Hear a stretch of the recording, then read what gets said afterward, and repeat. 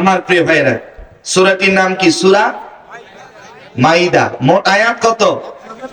মাশাআল্লাহ 120। রুকু সংখ্যা? সূরাটি নাজিল হয়েছে মক্কায় না মদিনায়? মদিনায়। আল্লাহ পাক এই আয়াতের ভিতরে বলেন তোমাদের বন্ধু হবে তিনজন। সুবহানাল্লাহ বলেন। কয়জন? তিনজন।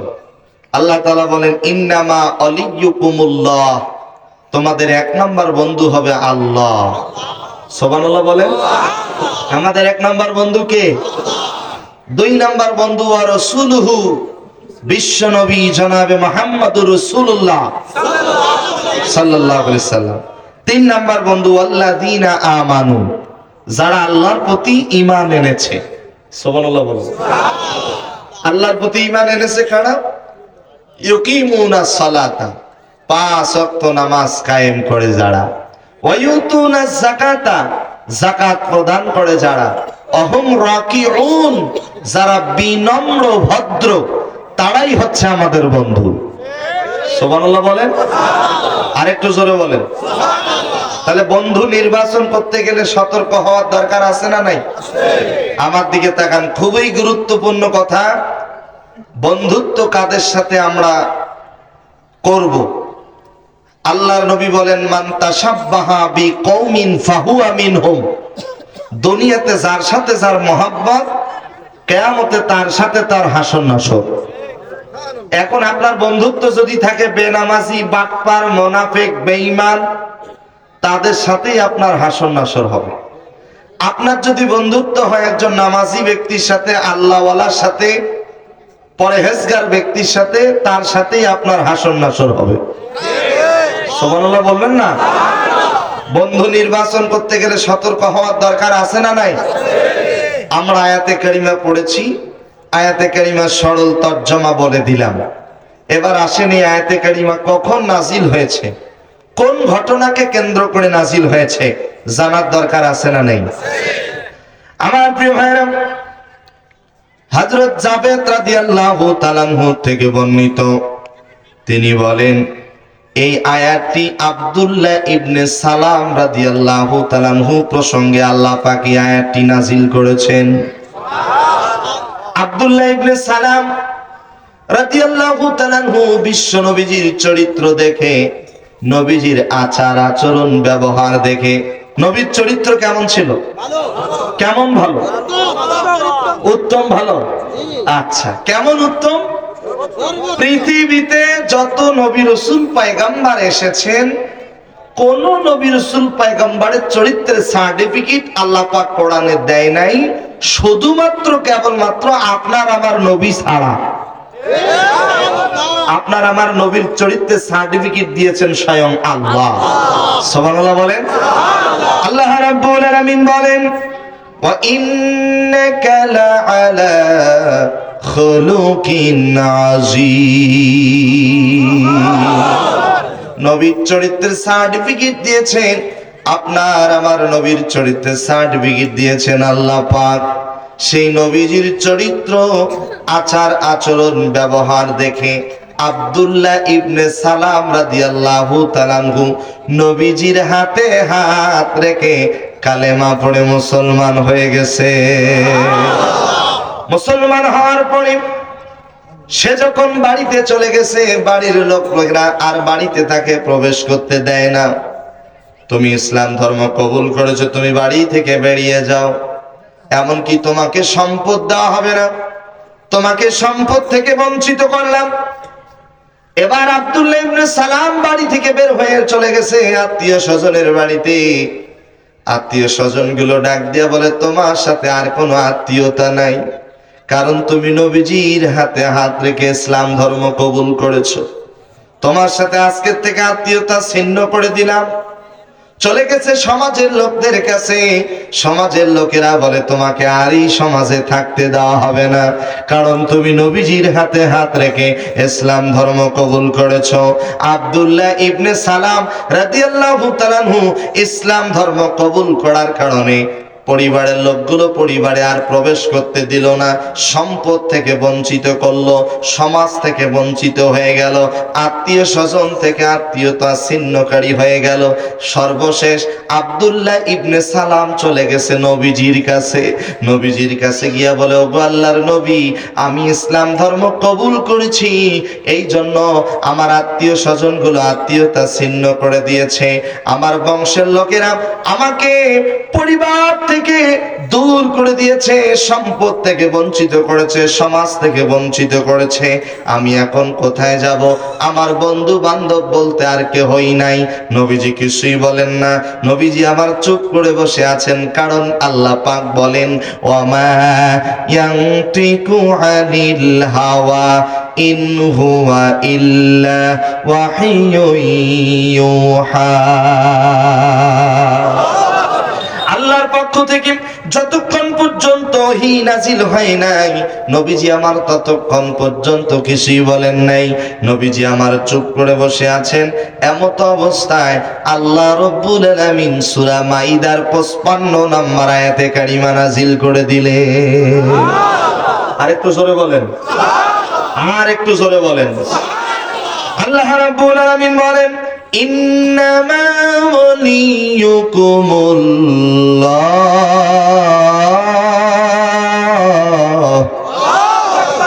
ওগো নবীজি, আপনি তাকে বলে দেন, ইন্নামা ওয়ালিয়ুকুমুল্লাহ, তোমাদের এক নাম্বার বন্ধু হচ্ছে কে? আরো জোরে বলেন, কে? সবাই বলেন না আল্লাহ। আল্লাহ হবে না আল্লাহ হবে? পোর হবে না বাড়ি হবে? পোর হবে। মাশাআল্লাহ, সবাই বলেন আল্লাহ। ফাজকুরুনি আযকুরুকুম ওয়াশকুরুলি ওয়ালা তাকফুরুন। আল্লাহ বলে, বান্দারে তুমি আমাকে স্মরণ করো, তোমার ডাকে সাড়া দেব। আর একটু জোরে বলেন। আল্লাহকে স্মরণ করার দরকার আছে না নাই? আল্লাহকে যদি ডাকি একবার, আমাদের ডাকে যিনি বারবার সাড়া দেন তিনি কে?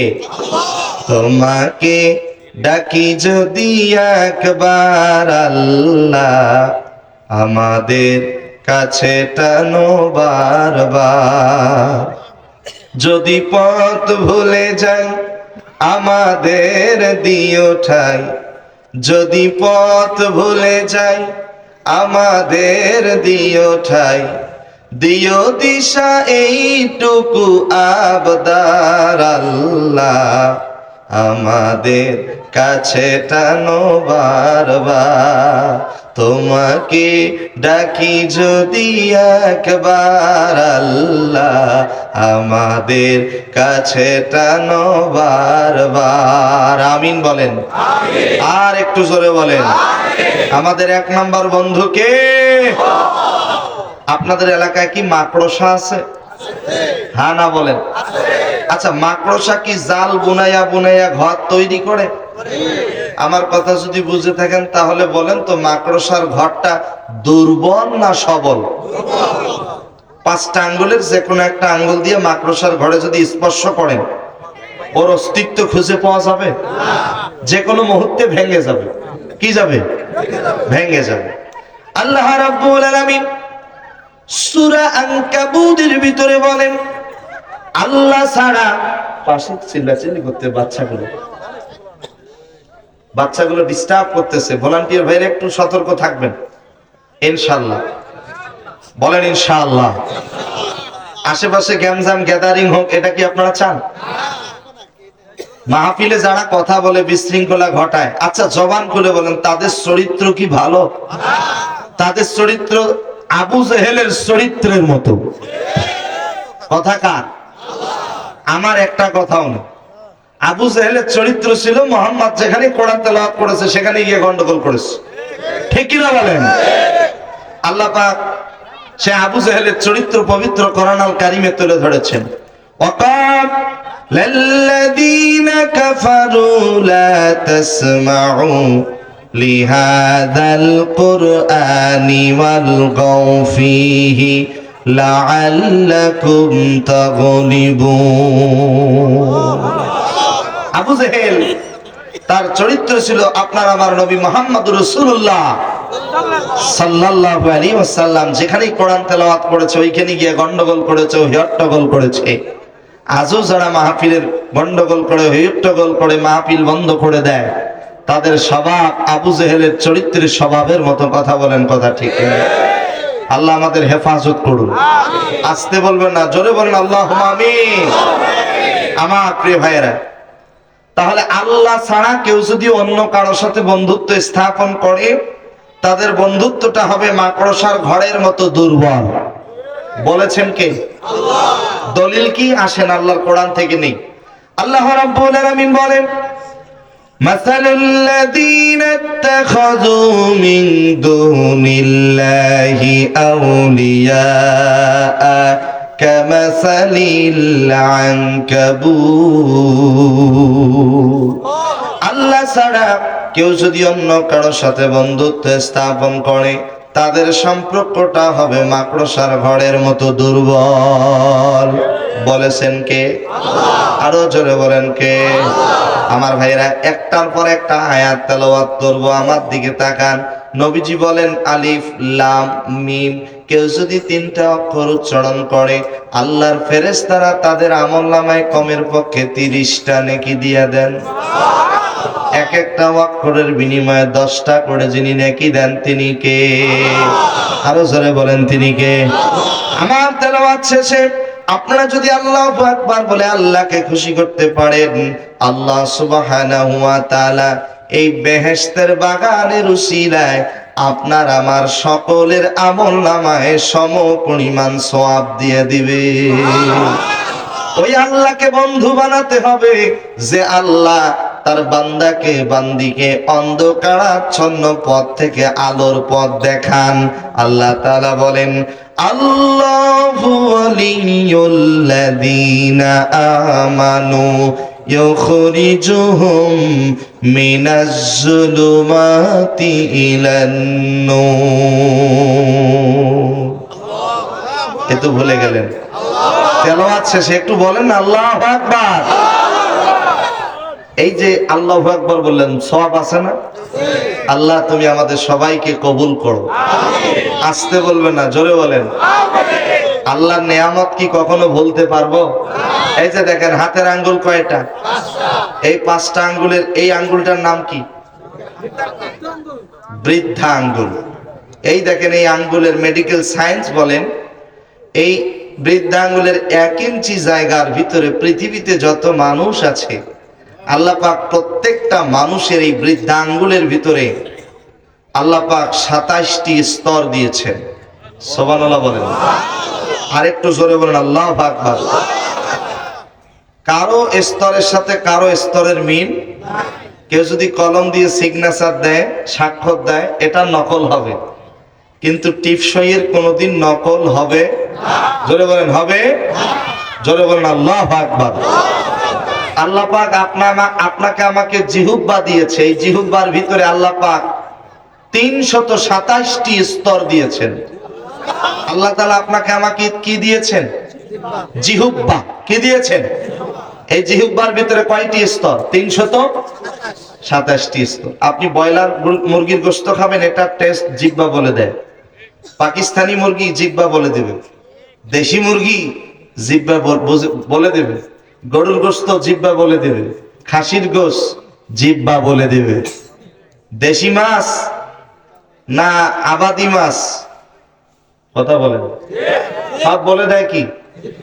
হলুদ কম হয়েছে না বেশি হয়েছে, লবণ কম হয়েছে না বেশি হয়েছে, সব জিহ্বা বলে দিচ্ছে। সুবহানাল্লাহ বলেন। এই দেখেন মাইক অপারেটর 2টা তারের সাহায্যে, মাইক অপারেটর যদি মনে করে আমি 1000 হর্ন বাজাবো, কয় হাজার? 2000 হর্ন বাজাবো, তাও সম্ভব। অসম্ভবে 2টা তার দিয়ে যদি 2000 হর্ন বাজাতে চায়, বাজাতে পারে। আল্লাহ পাক রব্বুল আলামিন আপনাকে আমাকে যে 2টা চোখ দিয়েছে, এই চোখের মধ্যে কতগুলো তার সেট করে দিয়েছে, শুনলে আশ্চর্য হবেন। মেডিকেল সায়েন্স বলেন, সায়েন্সের ছাত্র যারা আছে বুঝতে পারবে। আল্লাহ পাক রব্বুল আলামিন এক একটা মানুষের চোখের মধ্যে 1000 নয়, 10,000 নয়, প্রায় 1,70,000 তার সেট করে দিয়েছে। তারপরে এই চোখ দিয়ে আল্লাহ তাআলার নাজ নিয়ামত গুলো দেখতে পাচ্ছি। সুবহানাল্লাহ বলবেন না? আরেকটু জোরে বলুন আল্লাহু আকবার। আমার প্রিয় ভাইরা, ওই আল্লাহকে বন্ধু বানাতে হবে যে আল্লাহ তার বান্দাকে বান্দিকে অন্ধকারাচ্ছন্ন পথ থেকে আলোর পথ দেখান। আল্লাহ রাব্বুল আলামিন বলেন, ওমা লাকুম মিন দুনিল্লাহি মিন ওয়ালিয়্যিন ওয়ালা নাসীর। আল্লাহ ছাড়া তোমাদের কোনো বন্ধু বা সাহায্যকারী হতে পারে না। যে আল্লাহ এক, যে আল্লাহ অদ্বিতীয়। আল্লাহ তাআলা বলেন, যারা পারেন আমার সঙ্গে পড়েন, কুল হুয়াল্লাহু আহাদ আল্লাহুস সামাদ লাম ইয়ালিদ ওয়া লাম ইউলাদ ওয়া লাম ইয়াকুল লাহু কুফুয়ান আহাদ। বলেন আল্লাহু আকবার। কুল হুয়াল্লাহু আহাদ, আল্লাহ এক, আল্লাহ অদ্বিতীয়, আল্লাহুস সামাদ, তিনি কারো প্রতি মুখাপেক্ষী নন। গোটা পৃথিবীর প্রাণীগুলো হলো আল্লাহর দিকে মুখাপেক্ষী। লাম ইয়ালিদ ওয়া লাম ইউলাদ, তিনি জন্মগ্রহণ করেন নাই, তাকেও কেউ জন্ম দেন নাই। ওয়া লাম ইয়াকুল লাহু কুফুয়ান আহাদ, আল্লাহর সমকক্ষ পৃথিবীতে আর কেউ। জোরে বলেন আছে নাকি? এই সাক্ষ্য যারা দিয়েছে তারাই তো নির্যাতন, জুলুম, অত্যাচারের শিকার হয়েছে। বিশেষ করে পৃথিবীতে একজন কালো সাহাবী ছিল নবীজির, যে কালো সাহাবী দেখতে ছিল কালো, তার অন্তরটা ছিল সাদা ধবধবে। আল্লাহ পাক বলেন, সাদা হও ফর্সা হও এটা দেখার বিষয় নয়। ইন্না আকরামাকুম ইনদাল্লাহি আতকাকুম, যার অন্তরে আল্লাহর ভয় যত বেশি, ওই ব্যক্তিটা আল্লাহর কাছে তত বেশি প্রিয় হয়ে যায়। আরেকটু জোরে বলেন। আল্লাহর ভয় অন্তরে নিয়ে আসার দরকার আছে না নাই? আমি আবারও আপনাদেরকে স্মরণ করিয়ে দিতে চাই, আমরা সবাই একদিন কি হব? কি হব? এই লাশ কবরে পৌঁছার আগে পৌঁছে যাবে কি? বাস পচে যাওয়ার আগে পচে যাবে কি? পৃথিবীতে এসেছিলাম যেভাবে যেতে হবে। সাহাবায়ে কেরাম আল্লাহকে ভালোবাসার কারণে, নবীজিকে ভালোবাসার কারণে, বিশেষ করে হযরতে বেলাল রাদিয়াল্লাহু তাআলা আনহুকে কাফের মুশরিকরা মরুভূমির বালির উপরে ধরে নিয়ে গিয়ে দুইটি হাতের দুইটি পায়ের তালুর মধ্যে লোহার পেরেক তার কাটা মেরে দিয়েছে। হযরতে বেলাল বলেন, আহাত আহাত আহাত, কুল হুয়াল্লাহু আহাদ। এই কথা বলার অপরাধে হযরতে বেলালের জিহ্বাটা টান দিয়ে বের করে জিহ্বার মধ্যে লোহার পেরেক তার কাটা মেরে দিয়েছে। রক্তগুলো দরদর করে জমিনে পড়ে যায়। ডেকে বলে, ও বেলাল, বলো তুমি ইসলাম ছেড়ে দিবা কিনা, কোরআন ছেড়ে দিবা কিনা, নবীর ভালোবাসা ছেড়ে দিবা কিনা? হযরত বেলাল বলে, জীবন দেব, বাতিলের কাছে মাথা নত করব না। অর্ধ পৃথিবীর রাষ্ট্রনায়ক খলিফাতুল মুসলিমিন হযরত ওমর রাদিয়াল্লাহু তাআলা আনহু তার শাসনামলে সাহাবীদেরকে, সাথীদেরকে সামনে নিয়ে বলে, সাথীরা, ইসলামের জন্য সব থেকে বেশি কষ্ট করেছে হযরতে বেলাল। এই কথা বলার সঙ্গে সঙ্গে হযরত খাব্বাব রাদিয়াল্লাহু তাআলা আনহু দাঁড়িয়ে গেছে। ডাক দিয়া বলে, লাব্বাইক আমিরুল মুমিনিন, আপনি হযরত বেলালের কথা বললেন, আমি খাব্বাবের কথা বললেন না কেন? হযরত ওমর ডাক দিয়া বলে, খাব্বাব, ইসলামের জন্য বেলাল কষ্ট করেছে সবার জানা আছে, কিন্তু তুমি খাব্বাব কি কষ্ট করেছো এটা তো আমাদের জানা নাই। এই কথা বলার সঙ্গে সঙ্গে হযরতে খাব্বাব তার গায়ের জামাটা খুলে দিলেন। হযরত ওমর তাকিয়ে দেখেন হযরতে খাব্বাবের পিঠের মধ্যে বিশাল বড় বড় গর্ত দেখা যায়, কোমরের মধ্যে কোনো গোশত নাই। ডাক দিয়া বলে, খাব্বাব, তুমি কেমনে বেঁচে আছো?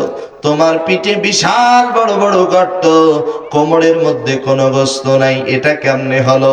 হযরত খাব্বাব চোখের পানি ছেড়ে দিয়ে কেঁদে কেঁদে বলেন, আমিরুল মুমিনিন, ইসলামের পক্ষে, তাওহীদের পক্ষে, কোরআনের পক্ষে, নবীর ভালোবাসার জন্য, আল্লাহ আল্লাহ রাসূলের ভালোবাসার জন্য কাফের মুশরিকরা আমাকে মরুভূমির বালির উপরে ধরে নিয়ে গিয়ে দুইটি হাত পেছন দিক দিয়ে মোটা মোটা রশি দিয়ে বেঁধে দিয়েছে, দুইটি পা মোটা মোটা রশি দিয়ে বেঁধে দিয়েছে, উপর করে শোয়া দিয়েছে। জ্বলন্ত আগুনের অঙ্গারগুলো আমি খাব্বাবের পিঠের মধ্যে তুলে দিয়েছে।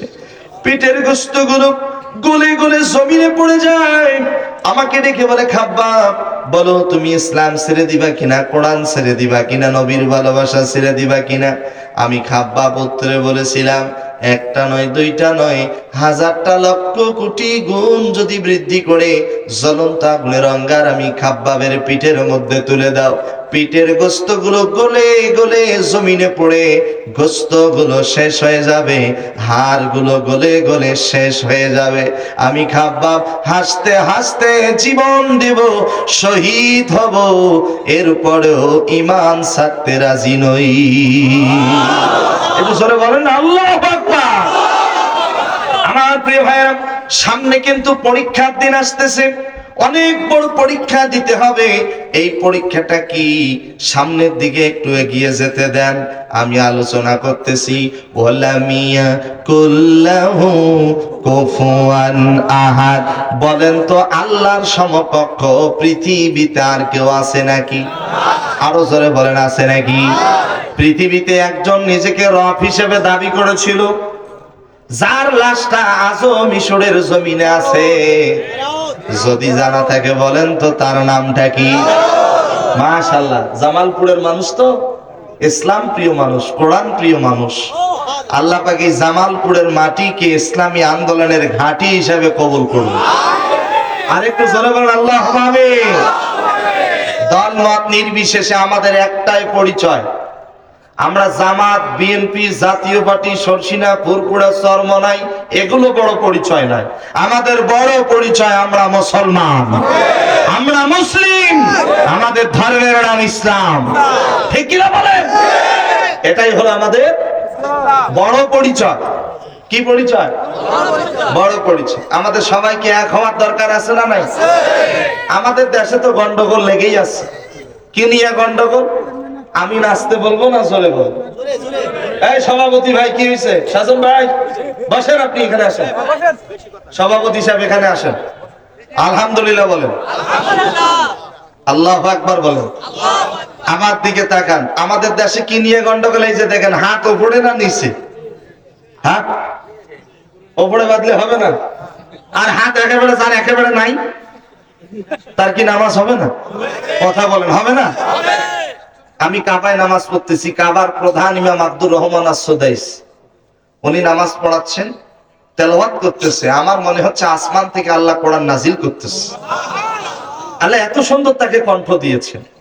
তো তিনি তেলাওয়াত করতেছে, আমার সামনে কিন্তু কাবা, আর কাবা এমন একটি ঘর, যতক্ষণ তাকায় থাকবেন আল্লাহ জীবনের গুনাহ মাফ করে দিচ্ছে। তা আমার পাশে একজন দাঁড়াইছে, তো দেখি হাত উপরেও বাঁধে না নিচেও বাঁধে, হাত ছেড়ে দিয়ে নামাজ পড়তেছে, রুকুতে যাচ্ছে, সেজদায় যাচ্ছে, হাত ছাড়া অবস্থায়। তা তার নামাজ কি হবে না? যার হাত একেবারেই নাই তার কি নামাজ হবে না? হবে। অতএব হাত ওপরে না নিচে এগুলো নিয়ে গন্ডগোল করার কোনো দরকার। দল্লিন বলবো না জল্লিন বলবো? আমি নাচতে বলবো না জোরে বলবো? নবী মাটির তৈরি না নুড়ের তৈরি? এগুলো নিয়ে গন্ডগোল করার কোনো দরকার নেই। যে হাত উপরে বাঁধে বাঁধতে দেন, যে নিচে বাঁধে বাঁধতে দেন, যে আমি নাচতে বলে বলো, যে জোরে বলতে চাই বলো। এগুলো নিয়ে গন্ডগোল করার দরকার নেই। এখন সময় এসেছি, সুযোগ যেহেতু পেয়েছি, এই সুযোগটা আমরা হাতছাড়া করব না। আমরা আওয়ামী লীগ, বিএনপি, জাতীয় পার্টি, জামাত ইসলামী, সরসিনা, ফুরফুরা, দেওয়ানবাগ, আওয়ামী লীগ কি সব পালাইছে নাকি? কথা বলে না, পালাইছে নাকি? পালাইনি। তাদের তওবা করার সুযোগ আছে না? কথা বলেন, আছে না নাই? তওবা করলে মাফ করে দিবে কে? আরো জোরে বলেন, তওবা করে ফিরে আসেন। ওয়াতাসিমু বিহাবলিল্লাহি জামিআ ওয়া লা তাফাররাকু। আল্লাহ বলছে তোমরা আল্লাহর রজ্জুকে আঁকড়ে ধরো, দলাদলি করিও না, বিচ্ছিন্ন হইও না। আমরা যদি দলমত নির্বিশেষে এক হতে পারি, আগামীর বাংলাদেশ আল কোরআনের বাংলাদেশ, আগামীর পৃথিবী আল কোরআনের পৃথিবী। এক হওয়ার দরকার আছে না নাই? সবাইকে এক হতে হবে, গন্ডগোল করার দরকার নাই। আসেন না আমরা এক হই। আল্লাহ তুমি আমাদেরকে কবুল করো। আপনাদের এলাকায় কি রসুন আছে? হ্যাঁ, এই রসুনের ওগুলো কোয়া বলে না রোয়া বলে? কোয়া।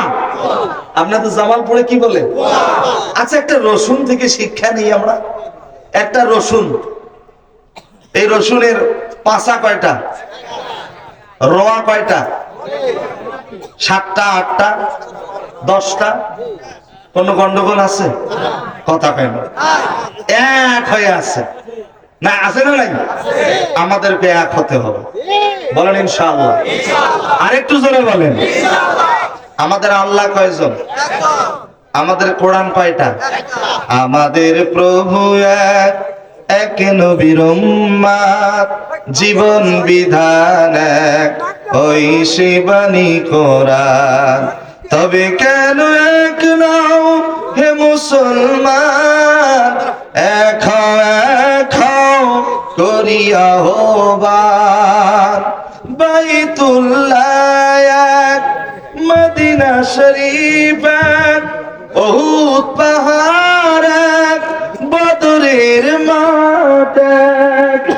একটা তো জীবন আর মরণ তো একবার, সকলের তরে আছে একই স্থান। তবে কেন এক নও হে মুসলমান, এক হও করিয়া আহ্বান। আমিন বলেন, আরো জোরে বলেন।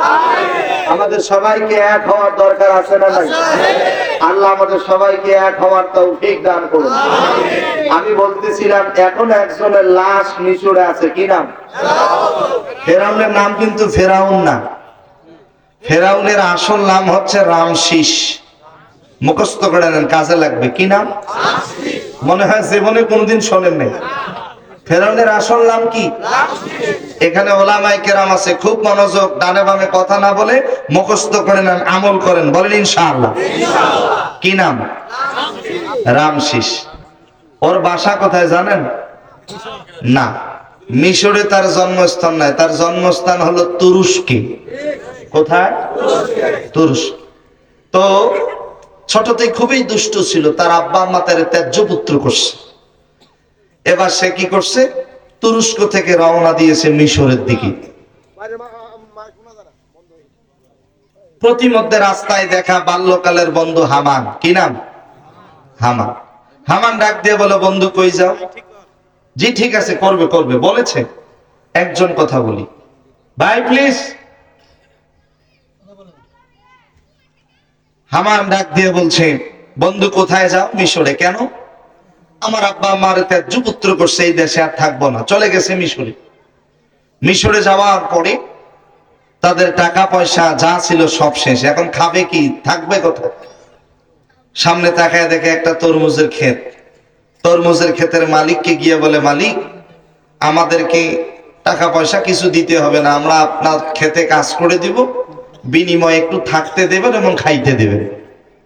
থাকা শুরু করেছে, খাওয়া শুরু করেছে। কিছুদিন পরে মিশরের পত্রিকায় ঘোষণা হয়ে গেল, মিশরের সরকারি গোরস্থানের একজন দারোয়ান নিয়োগ দেওয়া হবে। বন্ধু হামান ডাক দেয়া বলে, ও রামশিস, টেনশন করিও না, চিন্তা করিও না, তুমি অ্যাপ্লাই করেছে, হয়ে গেছে সরকারি গোরস্থানের দারোয়ান। কয়েকদিন পরে একটা মহামারী দেখা দিয়েছে, মহামারীর নাম হলো প্লেগ মহামারী। কি মহামারী? প্লেগ মহামারী। মহামারীতে লাশের সিরিয়াল, একটার পর একটা লাশ। এমত অবস্থায় হামান ডাক দেয়া বলে, বন্ধু তুমি যদি পেছনের লাশ আগেই দাফনের ব্যবস্থা করে দাও, বিনিময়ে তুমি ঘুষ খাইতে পারবা। কি খাইতে পারবা? পৃথিবীর ইতিহাসে সর্বপ্রথম ঘুষ খেয়েছে মিস্টার ফেরাউন।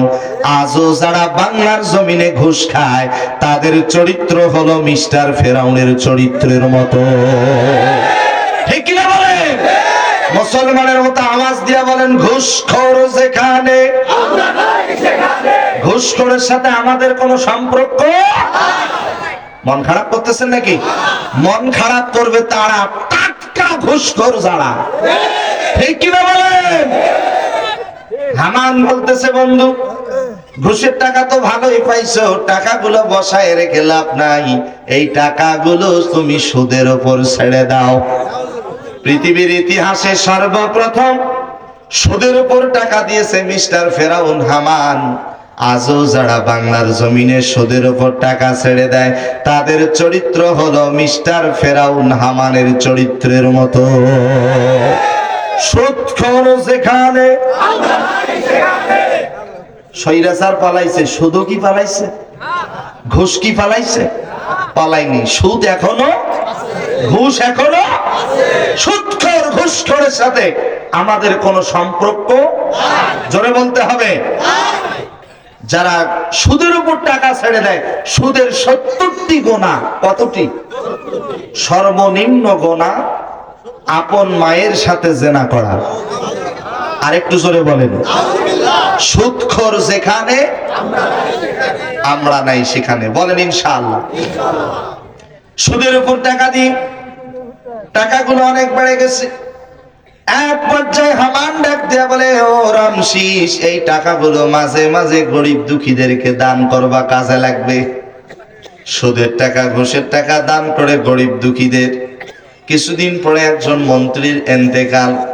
হামান ডাক দিয়া বলে, বন্ধু, তুমি এবার মন্ত্রী পদে নির্বাচন করো।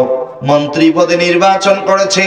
ওই সুদের টাকা, ঘুষের টাকা যাদেরকে দিয়েছে তারা তো ভোট অন্য জায়গায় দেয়নি। টাকা যেই দিকে ভোট সেই দিকে, টাকা যেই দিকে ভোট সেই দিকে। এই চরিত্রটা হলো মিস্টার ফেরাউন হামানের চরিত্র। কথা বলে আল্লাহ হেফাজত করুন। আরেকটু জোরে বলেন। হয়ে গেল মন্ত্রী। কিছুদিন পরেই প্রধানমন্ত্রীর ইন্তেকাল। হামান ডাক দিয়ে, বন্ধু, তুমি এবার নিজেকে প্রধানমন্ত্রী হিসাবে দাবি করো। ভোট ছাড়া, নির্বাচন ছাড়া হয়ে গেল প্রধানমন্ত্রী। যারা বাধা দিয়েছে তাদের অ্যাকাউন্টে মোটা মোটা অঙ্কের টাকা ঢুকিয়ে দিয়েছে। বাংলাদেশ নয়, গোটা পৃথিবীতে যেই দেশেই ভোট ছাড়া, নির্বাচন ছাড়া মন্ত্রী হয়, এমপি হয়, তাদের চরিত্র হলো মিস্টার ফেরাউন হামানের চরিত্রের মতো। আমার প্রিয় ভাইরা, ইতিহাস পড়ে দেখেন, কিতাব থেকে বলছি, বানোয়াট কোনো কথা বলছি না। আমার দিকে তাকান। এক পর্যায়ে মিস্টার হামান ফেরাউনকে ডাক দিয়া বলে, ও রামশিস, এবার তুমি নিজেকে রব হিসাবে দাবি করো। আরেকটু জোরে বলে। ফেরাউন যখন নিজেকে রব হিসাবে দাবি করেছে, আমার দিকে তাকান। আল্লাহ রাব্বুল আলামিন ঠিক ওই মুহূর্তে পৃথিবীর জমিনে একজন পয়গম্বরকে পাঠিয়েছিলেন। সেই পয়গম্বরের নাম হলো মূসা। কি নবী? মূসা নবী। কি নবী বলেন তো? মূসা নবীর রাগ কম ছিল না বেশি? কেমন রাগ ছিল দেখেন। আজরাইল তার কাছে জান নেওয়ার জন্য আসছে। আসার সাথে সাথে এক থাপ্পড়ে তার চোখ উপড়ে দিছে। সুবহানাল্লাহ বলো। আজরাইল বলে, এই কাজটা কেন করলেন? এই, তুমি আমার জান নেওয়ার জন্য আসছো, তুমি আমারে সালাম দিছো? সালাম না দেওয়ার অপরাধে তার চোখ তুলে নিছে। সুবহানাল্লাহ বলবেন? আরেকটু জোরে বলেন। মূসা মাঝে মাঝে আল্লাহকে বলতেন, আল্লাহ, ও আল্লাহ, তুমি যদি মূসা হইতে আর আমি যদি আল্লাহ হইতাম, তুমি আমার কাছে কি চাইতে? আল্লাহ বলে, তোমার কাছে দুইটা জিনিস চাইতাম, একটা নেক হায়াত আর 2 নম্বরে চাইতাম সুস্থতা। নেক হায়াত, সুস্থতা, এটা কার নেয়ামত? আল্লাহকে এবার বলতেছে মূসা বলতেছে, আল্লাহ, তুমি কি ঘুমাও না? আল্লাহ বলে, না, ঘুমাই না। না আল্লাহ, তুমি ঘুমাও। আল্লাহু আকবার বলেন। এবার আল্লাহ তাআলা মূসারে ডাক দিয়ে বলে, মূসা, তোমার হাতে কি? কয়, পানির পাত্র। হাতে ধরো। হাতে নিছে পানির পাত্র, এইভাবে পানির পাত্র হাতে নিছে। আল্লাহ তাআলা ঘুমরে ডাক দিয়া বলে, এ ঘুম, তাড়াতাড়ি মূসারে ধর। সুবহানাল্লাহ বলে। মূসারে বলল পানির পাত্র ধরতে, আর এইদিকে ঘুমরে বলল কারে ধরতে? মূসারে ধরতে। যখনই ঘুম, বলেন তো ঘুম কথা শোনে কার? আল্লাহ। বাস, যখনই ঘুম আসছে, পানির পাত্র হাত থেকে পড়ে ভেঙে শেষ। আল্লাহ ডাক দিয়ে বলে, মূসা, তোমারে না বললাম পানির পাত্র ধরতে, তুমি ধরলে না কেন? মূসা ডাক দিয়ে বলে, আল্লাহ, আমার ঘুম আসছে। আল্লাহ রাব্বুল আলামিন পবিত্র কোরআন আল কারীম সূরা বাকারার ভিতরে বলেন যে আয়াতটা আল্লাহ পাক রব্বুল আলামিন আপনার আমার মাঝে আয়াতুল কুরসি নামে পরিচিত করে দিয়েছেন। আল্লাহু আকবার বলেন। আল্লাহ রাব্বুল আলামিন বলেন, আল্লাহু লা ইলাহা ইল্লা হুয়াল হাইয়ুল কাইয়্যুম লা তাখুযুহু সিনাতুন ওয়ালা নাওম। আর একটু জোরে বলেন আল্লাহু আকবার। আল্লাহ তাআলা ঘুমায় না, তন্দ্রা তাকে স্পর্শ করতে পারে না। আল্লাহু আকবার। আমার প্রিয় ভাইরা, সেই মুসা পয়গম্বরকে আল্লাহ পাক পাঠালেন দ্বীনের দাওয়াত, ইসলামের দাওয়াত দেওয়ার জন্য। কাফের মুশরিকরা ষড়যন্ত্র করে, আর আমার আল্লাহ পাক কৌশল অবলম্বন করে ইসলামওয়ালা কোরআনওয়ালাদেরকে বিজয় দান করেন। মুসা নবী যেন দুনিয়াতে আসতে না পারে, অসংখ্য শিশুকে হত্যা করেছে মিস্টার ফেরাউন। কিন্তু আল্লাহ পাক কৌশল অবলম্বন করে ফেরাউনের বাড়িতেই মুসা পয়গম্বরকে বড় করে উঠালেন। বড় যখন হয়ে গেছে, দ্বীনের দাওয়াত দিচ্ছে। অনেক লম্বা ঘটনা, সংক্ষিপ্ত ভাবে বলছি। যখন এই ফেরাউন বুঝতে পেরেছে আমার বাড়িতে যে সন্তান, এই সন্তানটাই হলো আল্লাহর পয়গম্বর মুসা, এবার মুসাকে ভয় দেখানোর জন্য মিস্টার ফেরাউন মিশরের মধ্যে যতগুলো জাদুকর ছিল সকল জাদুকরদেরকে একত্রিত করলো। জাদুকরগুলো মুসা পয়গম্বরকে ভয় দেখালেন। মুসা পয়গম্বর ভয় পেয়ে গেলেন। আল্লাহ পাক রব্বুল আলামিন মুসা পয়গম্বরকে সাহস দিলেন। আল্লাহ পাক বলেন, কুল্না লা তাখাফ ইন্নাকা আনতাল আ'লা। আল্লাহ তাআলা বলেন, হে মুসা, ভয় করিও না, তুমি বিজয়ী হবে। সুবহানাল্লাহ বলবেন না? আমি জামালপুরের ভাইদেরকে বলি, ও জামালপুরের ভাইরা, ভয় করবেন না, লা তাহজান, হতাশ হবেন না, আমরাই বিজয়ী হব। ইনশাআল্লাহ বলবেন না? মুসলমানরাই কি হবে? বলেন ইনশাআল্লাহ। আল্লাহ পাক মুসারে ডাক দেয়া বলে, মুসা ভয় করিও না, তুমি বিজয়ী হবে। এ মুসা, তোমার হাতে কি? বলেন তো, মুসার হাতে কি ছিল? আল্লাহ কোরআনের ভাষায় বলছে, আমার দিকে তাকান, ওয়া আওহাইনা ইলা মুসা আন আলকি আসাক। এ মুসা, তোমার হাতে কি? কয় লাঠি। লাঠি দিয়ে আঘাত করো। লাঠি দিয়ে আঘাত করার সঙ্গে সঙ্গে ফেরাউনের যতগুলো জাদুকর সাপ দেখিয়ে ভয় দেখাচ্ছিল, মুসা পয়গম্বর লাঠি ছেড়ে দেওয়ার সঙ্গে সঙ্গে এত বড় বিশাল আকৃতির একটি সাপ হয়েছে, ওই জাদুকরদের সকল সাপগুলোকে এক লোকমায় খেয়ে ফেলেছে। আর একটু জোরে বলেন। ফেরাউনের জাদুকরগুলো কি করেছে? মুসা পয়গম্বরকে ঘিরে ধরেছে। মুসা পয়গম্বর যেন পালাতে না পারে, মুসা পয়গম্বরকে হত্যা করার ষড়যন্ত্র করেছে। আমার প্রিয় ভাইরা, আমাদের দেশে একটা প্রবাদ আছে, রাখে আল্লাহ মারে আল্লাহ। আল্লাহ যদি আপনারে মারে, পৃথিবীর এমন কোন শক্তি নাই আপনারে বাঁচাতে পারে। আর আল্লাহ যদি আপনারে বাঁচায়, পৃথিবীতে এমন কোন ষড়যন্ত্র নাই আপনারে মারে। ঠিক কিনা বলে? আমার প্রিয় ভাইরা, খুব মনোযোগ। মুসা পয়গম্বর সেখান থেকে সেফ হওয়ার জন্য একটু দূরে চলে গেলেন। আল্লাহ পাক রব্বুল আলামিন মুসা পয়গম্বরকে বিজয়ী করলেন। সুবহানাল্লাহ বলেন। আল্লাহ পাক কোরআনের ভাষায় বলেন, যারা পারেন আমার সঙ্গে পড়েন। আল্লাহ পাক বলেন, ফাগলিবু হুনালিকা ওয়ানকালাবু সাগিরিন। আল্লাহ রাব্বুল আলামিন মুসা পয়গম্বরকে বিজয়ী করলেন। মুসা পয়গম্বর সেখান থেকে সেফ হওয়ার জন্য যখন দৌড়ে চলে গেল, সামনে দৌড়াচ্ছে, পেছনে ফেরাউনের দল বাহিনী আক্রমণ করেছে, দৌড়াচ্ছে ধরার জন্য। মুসা পয়গম্বর তার দল বাহিনী দৌড়াতে দৌড়াতে সামনে গিয়া দেখে বিশাল বড় সমুদ্র। সমুদ্র পার হবে কেমনে? আল্লাহরে ডাক দিয়া বলে, আল্লাহ আমার চেষ্টা শেষ। আল্লাহ বলে, মুসারে, বান্দার চেষ্টা যেখানে শেষ হয়ে যায়, আমি আল্লাহর রহমত ওই জায়গা থেকে শুরু হয়। বান্দার চেষ্টা যেখানে শেষ, আল্লাহর রহমত ওই জায়গা থেকে সুবহানাল্লাহ বলেন না। এখানে আরেকটা ঘটনা যদি বলতে পারতাম খুব ভালো লাগতো। সেই ঘটনাটা পাবেন সূরা ইউসুফের ভিতরে। সুবহানাল্লাহ বলুন। ইউসুফ নবী কয় বছর জেলখানায় ছিলেন? 10 বছর। কয় বছর? কি অপরাধ? কোনো অপরাধ ছিল না। আজিজ মিশরের স্ত্রী, নাম কি? জুলাইখা। এই জুলাইখা তার সাথে অবৈধ প্রেম নিবেদন করার জন্য নিয়ে গেছে অন্ধের মহলে। ঘরের 10টা দরজা বন্ধ করে দিয়েছে যেন বের হতে না পারে। আল্লাহ পাক রব্বুল আলামিনকে ইউসুফ পয়গম্বর ডেকে বলে, আল্লাহ আমার চেষ্টা শেষ, আমি এখন আর কি করব? আল্লাহ বলে, ইউসুফ তোমার চেষ্টা এখনো শেষ হয় নাই। জুলাইখা তোমার যখনই ধরতে যাবে দরজা বন্ধ, তাতে কি হয়েছে? তুমি দরজার দিকে দৌড় দিবা, আর আমি আল্লাহর রহমতে দরজাগুলো একটা একটা করে দরজা খুলে দেব। আর একটু জোরে বলেন না। বান্দার চেষ্টা যেখানে শেষ, জবান খুলে বলেন আল্লাহর রহমত ওই জায়গা থেকে শুরু।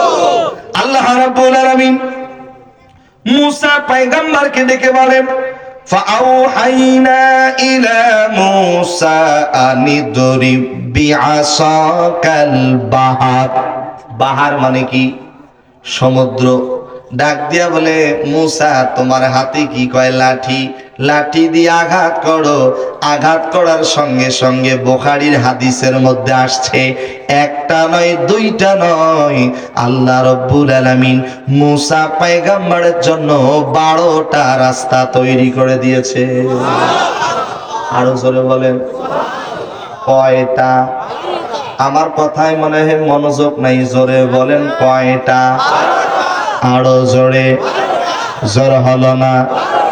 আল্লাহ রাস্তায় যারা থাকে তাদের জন্য পালানোর ব্যবস্থা করে দেয় তিনি কে? আর আল্লাহর যারা বিরোধিতা করে, কোরআনের যারা বিরোধিতা করে, ইসলামের যারা বিরোধিতা করে, তারা পালানোর জন্য রাস্তা খুঁজে পায় না। ঠিক কিনা বলে? নৌকার উপর দিয়ে পালাইতে চাইলো, দাড়ি পর্যন্ত কাটলো, পালাইতে পারে? আল্লাহু আকবার বলেন। আরেকজন দাড়ি রেখে পালাইতে চাইলো সিলেট দিয়া, দাড়ি ছিল না। সিলেটের মানুষ এত আপ্যায়ন করলো, একটা বিসি অন্ডকোষ উড়াই দিচ্ছে।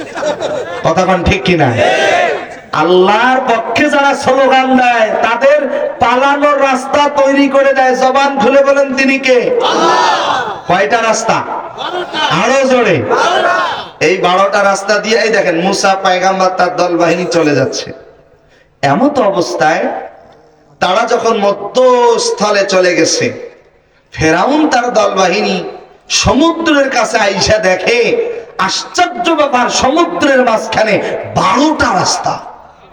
হামান ডাক দিয়ে বলে, রামশিস যদি মুসারে আটকাতে চাও তাড়াতাড়ি এই রাস্তা দিয়ে চলো, নালে আটকাতে পারবো না। ফেরাউন ডাক দিয়ে বলে, হামান এই রাস্তাটা কিন্তু আমাদের রাস্তা নয়। একটা সত্য কথা বলছি, এই রাস্তাটা হলো মুসার রাস্তা। আরেকটু জোরে বলুন, কার রাস্তা? মুসার রাস্তা। এই রাস্তা দিয়ে যাওয়া যাবে না, গেলেই বিপদ হবে। হামান ডাক দিয়ে বলে, দেখো তুমি আমার কথা যদি না শোনো, তোমার সাথে আমি এখান থেকে সাইড কেটে চলে যাব। আমার পরামর্শে তুমি মিশরে গিয়ে তরমুজের খেতে কাজ করলে, আমার পরামর্শে তুমি সরকারি গোরস্থানে দারোয়ান হইছো, আমার পরামর্শে তুমি ঘুষ খাইছো, আমার পরামর্শে তুমি সুদের উপর টাকা ছেড়ে দিছো, আমার পরামর্শে তুমি মন্ত্রী হইছো, আমার পরামর্শে তুমি প্রধানমন্ত্রী হইছো, আমার পরামর্শ তুমি নিজেকে রব হিসেবে দাবি করছো। আমি তোমাকে বলছি, যদি মুসারে আটকাতে চাও এই রাস্তা দিয়ে দৌড়াতে হবে। ফেরাউন বলতেছে, কথা তো ঠিক, এ তো যা করছে সব ঠিকই বলছে, এর কথা তো ছাড়া যাবে না। বন্ধুর কথা সই না, ওই রাস্তা দিয়ে যখন রওনা করেছে, মুসা পয়গম্বর তার দল বাহিনী যখন সমুদ্রের ওপারে চলে গেছে, আল্লাহ পাক ডাক দিয়া বলে, মুসা তোমার হাতে কি? কয় লাঠি। লাঠি দিয়ে আঘাত করো। আঘাত করার সঙ্গে সঙ্গে 12টা রাস্তা আবার পানিতে ভরপুর হয়ে গেছে। ফেরাউনের সাপোর সঙ্গী যারা ছিল সব ডুবে মরে গেছে, কিন্তু ফেরাউন মরেও না, ডুবে ওঠে, ডুবে ওঠে।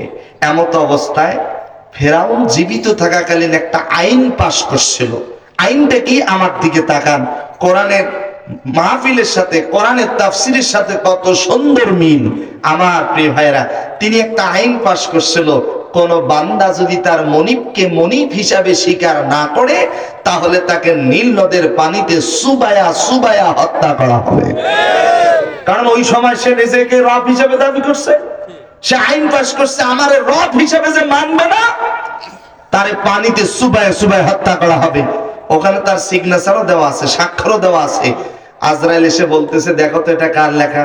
আমার লেখা। কি লেখা আছে? কোন বান্দা যদি তার মনিবকে মনিব হিসাবে স্বীকার না করে, তাহলে তাকে নীল নদের পানিতে সুবায়া সুবায়া হত্যা করা হবে।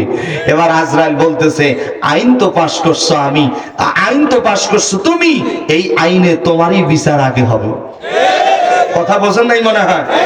আইন পাশ করছো তুমি, এই আইনে কার বিচার হবে? তোমারই বিচার আগে হবে। আমার প্রিয় ভাইয়েরা, সেই ফেরাউন যখনই বুঝতে পারছে যে এবার তো মরা ছাড়া কোনো উপায়, টেকনিক করলো, হিকমত অবলম্বন করে এবার বলতেছে, বনি ইসরায়েলরা যে আল্লাহর প্রতি ঈমান আনছে, আমি ওই আল্লাহর প্রতি ঈমান আনলাম।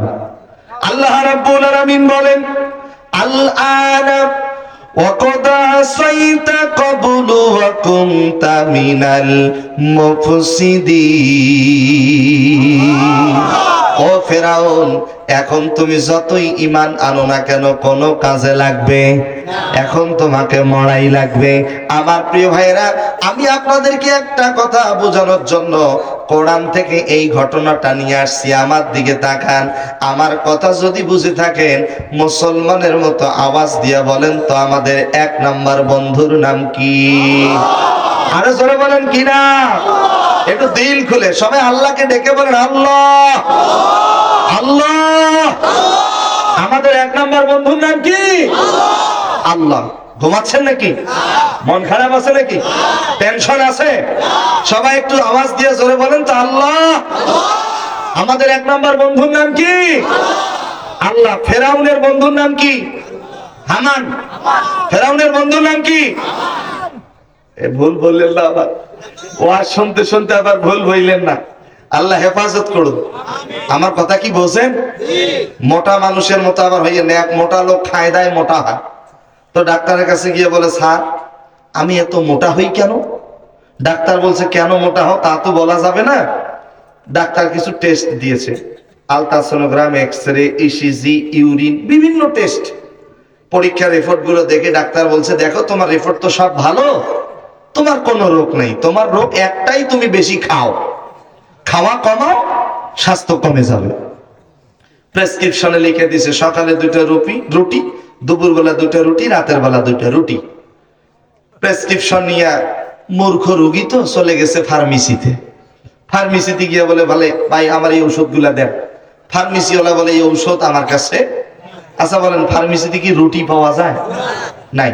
ওখানে লিখে দিছে সকালে 2টা, দুপুরে 2টা, রাতে 2টা। উপদেশ দিয়েছে। এ কি করছে, প্রেসক্রিপশন নিয়ে আবার ডাক্তারের কাছে গেছে, বলছে, স্যার আপনি তো ঔষধ লেখেন নেই, লেখছেন রুটি। তো স্যার এই রুটিগুলো যে খাবো, এগুলো ভাত খাওয়ার আগে খাবো না পরে খাবো? কথা বোঝেন নাই মনে হয়? তাহলে ও কি এতক্ষণ থেকে যে ডাক্তার কথাগুলো বললো, সেগুলো কি বুঝেছে? বোঝে নাই। এই জন্য বুঝে শুনে একটু অ্যান্সার দিবেন। জোরে বলেন তো, ইনশাআল্লাহ। আরেকটু জোরে বলেন। তাহলে বলেন, আমাদের এক নাম্বার বন্ধুকে? আমার কথা যদি বুঝে থাকেন, ফেরাউনের আসল নাম যেন কি? রামশিস। কি নাম? রামশিসের বন্ধুর নাম যেন কি? বন্ধুর পরামর্শ হয়ে গেল প্রধানমন্ত্রী, আবার নিজেকে রব হিসেবে দাবি করলো, আবার ওই বন্ধুর পরামর্শে নীল নদীতে গিয়ে তার জীবনটা দিয়ে দিল। কথা কি ঠিক? এই জন্য বন্ধু নির্বাচন করতে হবে, সতর্কতা অবলম্বন করতে হবে। মূর্খ বন্ধুর থেকে শিক্ষিত শত্রু অনেক ভালো। আমার প্রিয় ভাইরা, আমার কথা যদি বুঝে থাকেন, আল্লাহর কোরআন থেকে আপনাদেরকে বুঝাইতে চাচ্ছি। বলেন তো, আমাদের এক নাম্বার বন্ধুকে? আল্লাহর সাথে বন্ধুত্ব স্থাপন করতে গেলে শর্ত হলো 4টা। জোরে বলেন, কয়টা? আরো জোরে। 1 নাম্বার শর্ত এই যে, আমার দিকে তাকান, আল্লাহর দেওয়া কোরআন আপনাকে আমাকে পড়তে হবে। নামাজ পড়া কি? জোরে বলেন। যাকাত দেওয়া কি? জীবনে টাকা থাকলে একবার হজ করা কি? পবিত্র কোরআনুল কারীমের শিক্ষা অর্জন করাও। নিজেকে মুসলমান হিসাবে দাবি করি, অথচ 95% মুসলমান আজকে কোরআন পড়তে পারে না। ঠিক কি না বলেন? কোরআন পড়ার দরকার আছে না নাই? আল্লাহর নবী যখন হীরা গুহায় ধ্যানে মগ্ন, আল্লাহর নবীর কাছে আল্লাহ পাক রব্বুল আলামিন সূরা আলাকের প্রথম 5টা আয়াত নাজিল করে দিয়েছেন। যারা পারেন পড়েন।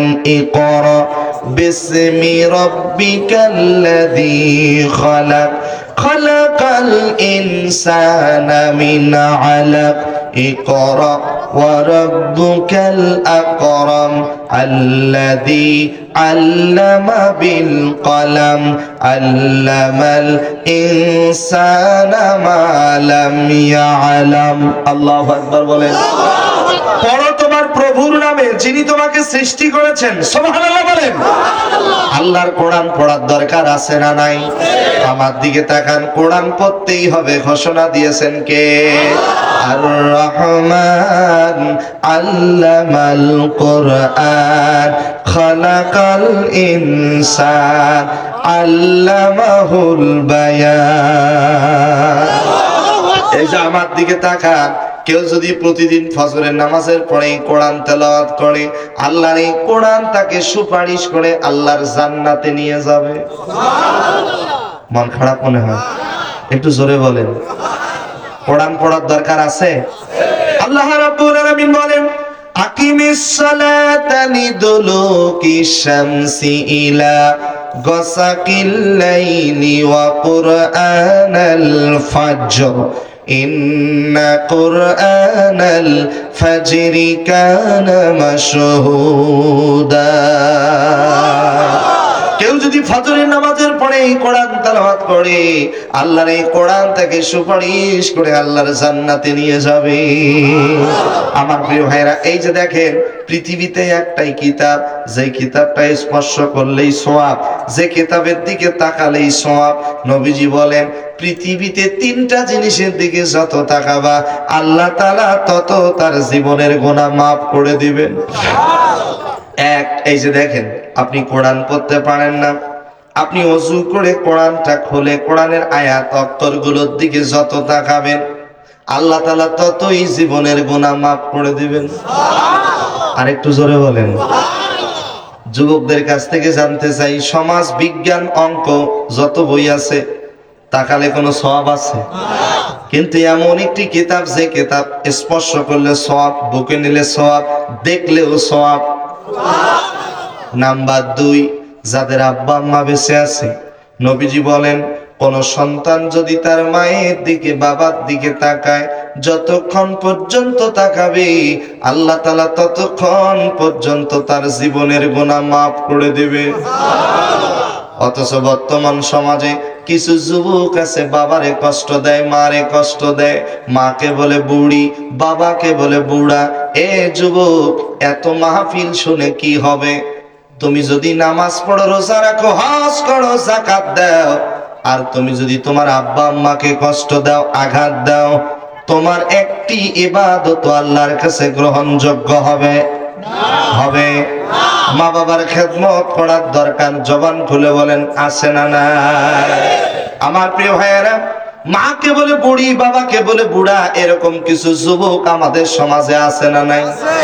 কয়েকদিন আগে এক মঞ্চে কথা বলতে গিয়ে এক পাশে আমার ভাই বক্তব্য দিয়ে বলল, হুজুর, তিনি একজন অ্যাডভোকেট ছিলেন, বলছে, আমি একটা আজকে মামলা করলাম, সন্তান হয়ে তার বাবাকে দা দিয়ে আঘাত করেছে, কানটা আলাদা হয়ে গেছে, মাথার মধ্যে ক্ষত বিক্ষত রক্ত বের হচ্ছে। একটা সন্তান কেমনে তার বাবার গায়ে হাত তোলে বুঝে আসে না। একটা সন্তান তার মায়ের গায়ে কেমনে আঘাত করে বুঝে আসে না। আল্লাহ পাক পবিত্র কোরআনুল কারীমে বলেন, ওয়া কাদা রাব্বুকা আল্লা তা'বুদু ইল্লা ইয়্যাহু ওয়া বিল ওয়ালিদাইনি ইহসানা ইম্মা ইয়াবলুগান্না ইনদাকাল কিবারা আহাদুহুমা আও কিলাহুমা ফালা তাকুল লাহুমা উফফিন ওয়ালা তানহারহুমা ওয়া কুল লাহুমা কওলান কারীমা واخفض لهما جناح الذل من الرحمة وقل رب ارحمهما كما ربياني صغيرا একটু জোরে বলেন না আল্লাহু আকবার। আল্লাহ তাআলা বলেন ওই মাকে আঘাত দিও না, বাবার আঘাত দিও না, মা বাবাকে ধমক দিয়ে কথা বলিও না, ও শব্দটা পর্যন্ত বলিও না। ওই মা বাবার সাথে সুন্দর আচরণ করো, ভালো ব্যবহার করো। জবান খুলে বলেন তো এই ঘোষণাটি কার? নবীজি বলেন কোন সন্তান যদি মায়ের দিকে বাবার দিকে নেক নজরে একবার তাকায়, একটা কবুল হওয়া হজের সওয়াব আল্লাহ পাক তার আমলনামায় দিয়ে দেয়। একজন সাহাবী বলেন, ওগো আল্লাহর নবী, কেউ যদি তার মাকে বাবাকে 100 বার তাকায় তাহলে কি হবে? নবীজি বলেন 100 বার যদি নেক নজরে তাকায়, 100 কবুল হওয়া হজের সওয়াব আল্লাহ পাক তার আমলনামায় দিয়ে দেয়। বিশেষ করে আজকের মাহফিলটা যেহেতু যুব সমাজের উদ্যোগে মাহফিল, আমি যুবকদেরকে বিনয়ের সাথে 2 হাত জোর করে অনুরোধ করে বলবো, যাদের মা বেঁচে আছে মারে কষ্ট দিয়েন না, যাদের বাবা বেঁচে আছে বাবারে কষ্ট দিয়েন না। পৃথিবীতে মা বাবার মতো আপন আর কেউ হয় না। কোন মা কোন বাবা যদি 2 হাত তুলে সন্তানের জন্য দোয়া করে, আল্লাহ তো মনের খবর জানে। ইন্নাল্লাহা আলিমুম বিযাতিস সুদূর। ওই মা বাবা যখন সন্তানের জন্য দোয়া করে, দোয়া করতে দেরি হয়, আল্লাহ তাআলার আরশে আজিমে পৌঁছতে দেরি হয় না। আল্লাহ রাব্বুল আলামিন ওই মা বাবার দোয়া কবুল করে নেয়। বিশেষ করে একজন মা সন্তান প্রসব করতে গিয়ে কত কষ্ট করেছে, মেডিকেল সায়েন্স বলে। মাত্র 2টা মিনিট মনোযোগ আমার দিকে তাকাবেন। একটা মা যখন প্রেগনেন্ট হয়, গর্ভবতী হয়, ওই মায়ের পেটটা স্বাভাবিক থেকে অস্বাভাবিক হয়ে যায়, বড় হয়ে যায়।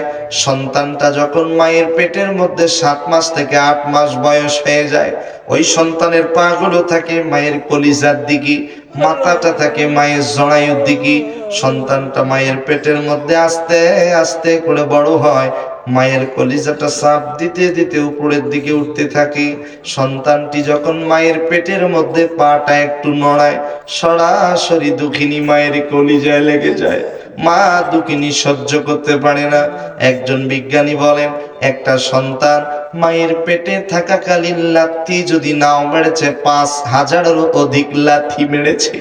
আমার ডানে বামে সামনে পিছনে যারা আছেন, আমি সহ আমরা সবাই মায়ের পেটের মধ্যে 5000-এরও অধিক লাথি মেরেছি। তবে 3টা লাথি এমন ভাবে দিয়েছি জীবনেও কোনোদিন কোনো মা ভুলতে পারে না। সন্তান যখন পৃথিবীতে আসার সময় হয়ে যায়, ওই সন্তানটি মায়ের পেটের মধ্যে 2 পায়ের 10টা আঙ্গুল দিয়ে এত জোরে লাথি মারে, মা দুঃখিনী চিল্লায় বলে, বিষ খাবো, আত্মহত্যা করবো, ব্যথা সহ্য করতে পারি না। দ্বিতীয়বার যখন আঘাত দিয়েছি, মায়ের জরায়ুর নিচ দিয়া হাফ বালতির মতো রক্ত জমিনে পড়ে গিয়েছে। কোন কোন মা রক্ত শূন্যতার কারণে ইন্তেকাল করেছেন। এই জন্য নবীজি বলেন, যে মা সন্তান প্রসব করতে গিয়ে মারা যাবে, ওই মায়ের মৃত্যু আল্লাহর দরবারে শহীদের কাতারে কবুল হয়ে যায়। তৃতীয়বার যখন মায়ের কলিজা আঘাত দিয়েছি, মায়ের কলিজাটা ছিদ্র হয়ে গেছে। বিশ্বাস যদি না হয়, মেডিকেল সায়েন্স গবেষণা করে তথ্য বের করেছে, সন্তান হলো ঢাকায়, সন্তান হলো সিলেটে, সন্তান হলো চট্টগ্রামে, মা হলো জামালপুরে ব্যাপারী পাড়ায়। সন্তান যদি বিপদে পড়ে, পশু পাখি জানার আগে জানে আগে কে? টেলিফোন করার আগে জানে কে? পৃথিবীর সবাইকে ফাঁকি দেওয়া যায়, কিন্তু জনম দুঃখিনী মাকে কখনো ফাঁকি দেওয়া যায় না। মাত্র 6 বছর বয়সে আমি আমার বাবাকে হারিয়েছি। মা দুঃখিনী আমার এখনো বেঁচে আছে। আমি আমার প্র্যাকটিক্যাল জীবনে দেখেছি মায়ের দোয়া কখনো বিফলে যায় না। আমার সর্বশেষ আশা ছিল আমার গর্ভধারিণী মাকে নিয়ে মক্কা মদিনায় যাব। মদিনায় যেদিন গেলাম মারে বললাম, মা আপনি একটু দোয়া করবেন যেন রিয়াজুল জান্নাতে নামাজ পড়তে পারি। মা দোয়া করেছে, আল্লাহর কি হুকুম, প্রথম দিনেই গিয়ে রিয়াজুল জান্নাতে প্রবেশ করেছি। আসহাবে সুফফা, যেখানে নবীর সাহাবীরা কোরআন শিক্ষা দিত, সেই আসহাবে সুফফার কাছে গিয়ে 2 রাকাত নামাজ আদায় করলাম। মনে বড় তামান্না, সামনের কাতারে যদি 2 রাকাত নামাজ পড়তে পারতাম। ডানে হলো রসুলের মেম্বার, বামে হলো রসুলের রওজা, মধ্যবর্তী স্থানটাই হলো রিয়াজুল জান্নাত, জান্নাতের অংশ যেটাকে বলা হয়। 2 রাকাত নামাজ শেষে পুলিশরা থাকতে দেয় না, 10 মিনিটের উপরে থাকতে দেয় না, বলে হাজি আউট, বের করে দিচ্ছে। আমিও বের হয়ে যাচ্ছি। হঠাৎ সামনে গিয়ে দেখি আমার নবী যেখানে দাঁড়িয়ে নামাজ পড়েছে মেম্বার, ওই মেম্বারের কাছে মসজিদে নববীর ইমাম সাহেব দাঁড়িয়ে আছেন। আমি তাকে ইশারা দিয়ে রিকোয়েস্ট করে বোঝাতে চাইলাম আমি 2 রাকাত নামাজ সামনের কাতারে পড়তে চাই। মাথা থেকে পা পর্যন্ত একটাবার তাকায়া তিনিও আমাকে ইশারা দিলেন। অনুমতি যখন পেলাম, সামনের কাতারে রসুলের রওজার পাশে গিয়ে দাঁড়িয়ে তৃপ্তি সহকারে 2 রাকাত নামাজ আদায় করলাম। আল্লাহি নামাজ যখন শেষ করলাম, ডানে বামে দেখি কেউ নেই আমি ছাড়া। এবার তো আমাকেও বের করে দিবে। সঙ্গে সঙ্গে আবার সেজদায় পড়ে গেলাম। নবীজিকে বললাম, ওগো নবীজি, কারণ আমি যেখানে নামাজ পড়তেছি আমার পাশেই নবীজি শুয়ে আছে। ডাক দিয়ে বললাম, ওগো নবীজি, আমি গুনাহগার, আমার সালামটা তুমি গ্রহণ করো। আল্লাহি বিল্লাহি, আল্লাহর নামের কসম করে বলি, 2 কানের মধ্যে স্পষ্ট আওয়াজ ভেসে আসলো, কে যেন সালামের জবাব দিয়েছে। আশ্চর্য হয়ে গেলাম, কান্না করতে করতে অস্থির হয়ে গিয়েছি। রিয়াজুল জান্নাত থেকে বের হয়ে গিয়ে দেখি 365 নাম্বার গেটে মদিনার চত্বরে আমার গর্ভধারিণী মা বসে বসে সবুজ গম্বুজের দিকে তাকায়, 2 হাত তুলে দোয়া করতেছে। লক্ষ্য করে দেখি মায়ের চোখের পানি দিয়া মায়ের হিজাবটা ভিজে গেছে। তখনই আমি বুঝতে পেরেছি কার দোয়া কোন জায়গায় কবুল হয়ে গেছে। মা যখন মোনাজাত শেষ করেছে, মায়ের পায়ের তালু দুটো টান দিয়ে বের করে মদিনার চত্বরে বারবার মায়ের তালুর মধ্যে আমি আমার এই দুটো ঠোঁট দিই বারবার মায়ের পায়ের তালুর মধ্যে চুমু খাচ্ছি আর বলছি, মারে আপনি আমার জন্য দোয়া করবেন, আল্লাহ যেন এই মদিনায় আবারও আসার আমাকে তৌফিক দান করে। আমি আমার প্র্যাকটিক্যাল জীবনে দেখেছি মায়ের দোয়া, বাবার দোয়া কখনো বিফলে যায় না। বাবা তো মাত্র 6 বছর বয়সে হারিয়েছি। আমি আজকের এই মাহফিল থেকে দেখতে চাই কার কার বাবা নাই, একটু ডান হাতগুলো তুলে দেখাবেন। আল্লাহর ফেরেশতারা ভিডিও করে নিচ্ছে, কার কার বাবা নেই একটু হাত উঠায় বলবেন ইনশাআল্লাহ। আল্লাহ তাআলা আমাদের বাবা যাদের কবরে চলে গেছে, আজকের এই মাহফিলের উসিলায় আমাদের বাবার কবরের আযাব মাফ করে দাও, আমাদের বাবার কবরগুলোকে জান্নাতের বাগান বানিয়ে দাও। আওয়াজ দিয়ে জোরে বলেন আল্লাহুম্মা আমিন। বাবা তুমি কেমন আছো ছোট্ট মাটির ঘরে, তোমার কথা হৃদয় মাঝে পড়ছে বারে বারে। বাবা গো বাবা, বাবা গো বাবা, কত আদর কত স্নেহ, কত আদর কত স্নেহ তোমার কাছে পেলাম, সবকিছু হারিয়ে আজকে নিঃস্ব হয়ে গেলাম। ভালোবাসি তোমায় বাবা, বুকটা যে যায় চিরে, তোমার কথা হৃদয় মাঝে পড়ছে বারে বারে। বাবা গো বাবা, বাবা গো বাবা, তোমার মতো আপন কেহ পাই না তো আর খুঁজে, তাই তো আজি ঘুমের ঘরে অশ্রুতে যায় ভিজে। ভালো থেকো পরম সুখে জান্নাতের ভিতরে, তোমার কথা হৃদয় মাঝে পড়ছে বারে বারে। বাবা গো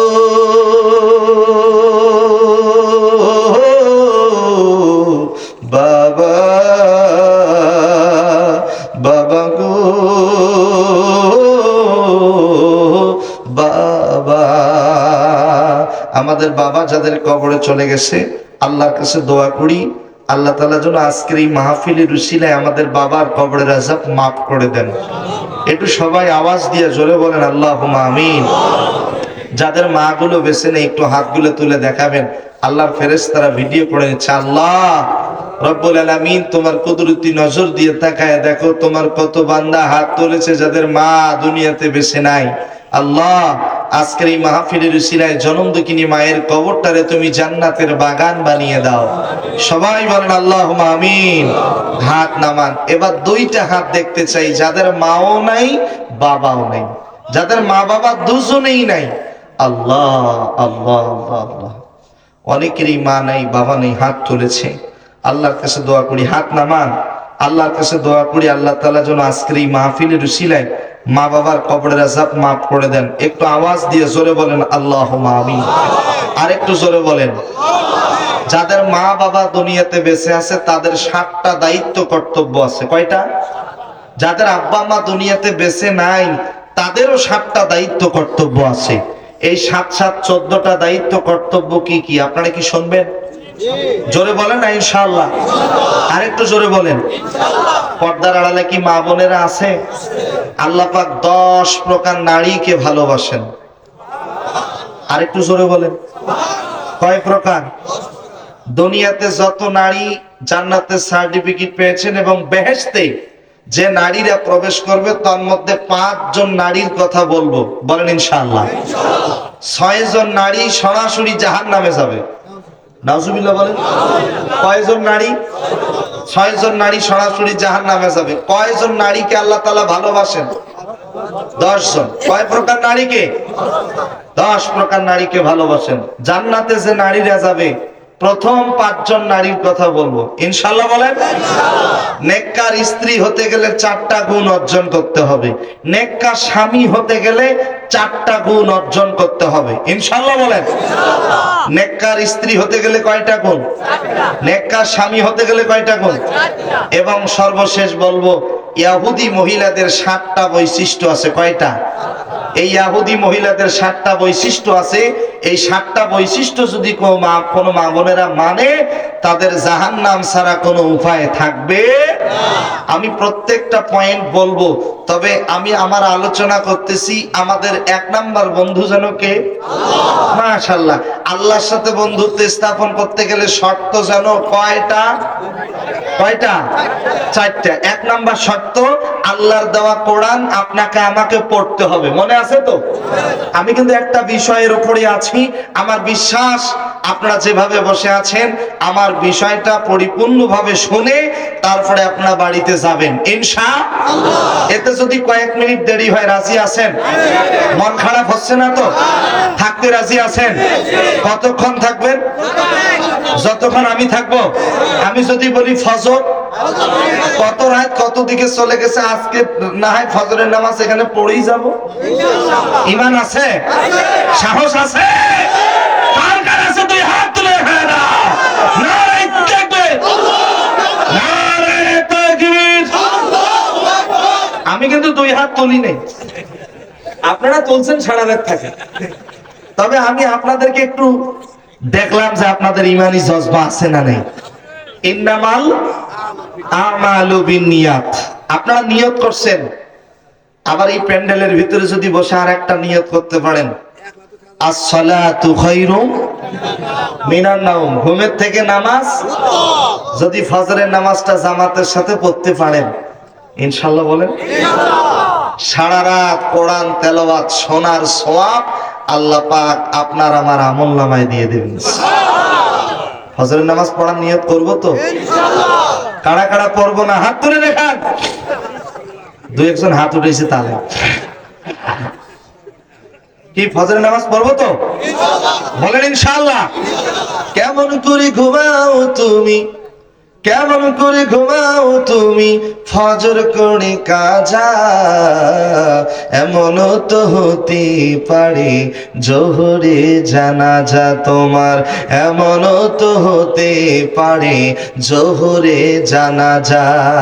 মুসলিম হয় না জন্ম নিলেই মুসলমানের ঘরে, কাফের মুমিন তফাটা হয় সালাতের উপরে ও ভাই নামাজের উপরে। এই জীবনে নামাজ যেন, এই জীবনে সালাত যেন হয় না কবু কাজা, এমন তো হতে পারে জোহরে জানাজা তোমার, এমন তো হতে পারে জোহরে জানাজা। ঠিক, ঘুম ভাঙলেই সকাল আর না ভাঙলেই পরকাল। কোন কাল? অহংকার করে কোনো লাভ নাই। ওই যে আগে বলেছিলাম মনে আছে, আমরা সবাই একদিন কি হব বলে গেছে, জোরে বলেন কি হব? এই লাশ কবরে পৌঁছার আগেই পৌঁছে যাবে কি? বাস পচে যাওয়ার আগেই পচে যাবে আপনার আমার। পৃথিবীতে এসেছিলাম যেভাবে যেতে হবে, অহংকার করে কোনো লাভ নেই। আমি বড় নেতা, এই নেতা বলে কবরে পার পাওয়া যাবে না। আমি বড় মুফতি, আমি মুহাদ্দিস, আমি বড় আলেম, আমি বড় বক্তা, আমি ইন্টারন্যাশনাল বক্তা, এই কথা বলে কবরে পার পাওয়া যাবে না।